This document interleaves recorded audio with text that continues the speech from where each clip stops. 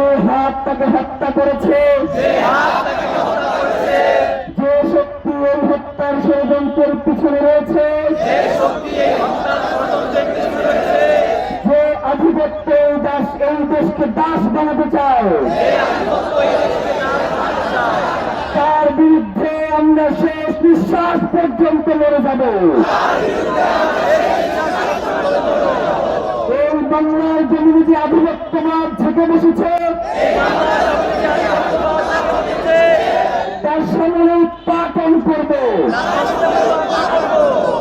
ভয়, লোভ আর আপোষের রাজনীতি আমরা দৃঢ়ভাবে প্রত্যাখ্যান করছি।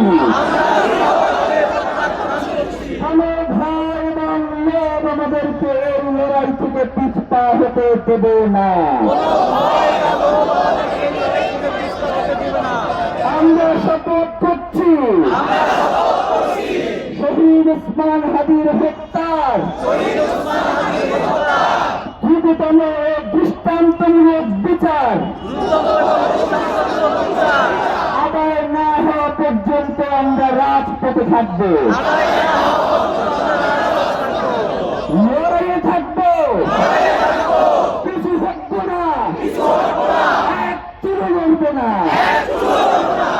আমরা শপথ করছি শহীদ ওসমান হাদির স্বপ্নের ইনসাফ ভিত্তিক সার্বভৌম মর্যাদাশীল একটি নতুন বাংলাদেশ করব, যেখানে শাসক জনগণের কাছে জবাবদিহি করবে, বিচার নিশ্চিত করবে, খুন হত্যা বন্ধ করবে। এই শপথের ব্যত্যয় ঘটানোর চেয়ে মৃত্যু আমাদের কাছে সহজ হোক। শাহাদাতের তামান্না নিয়ে আমরা বেঁচে থাকতে চাই,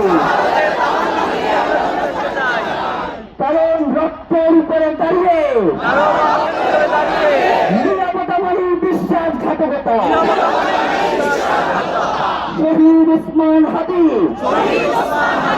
হত্যার বিচার না হওয়া পর্যন্ত, ইনসাফ প্রতিষ্ঠা না হওয়া পর্যন্ত বাংলাদেশের স্বাধীনতা সার্বভৌমত্বের জন্য, ইনসাফ কায়েমের জন্য, ন্যায় বিচার প্রতিষ্ঠার জন্য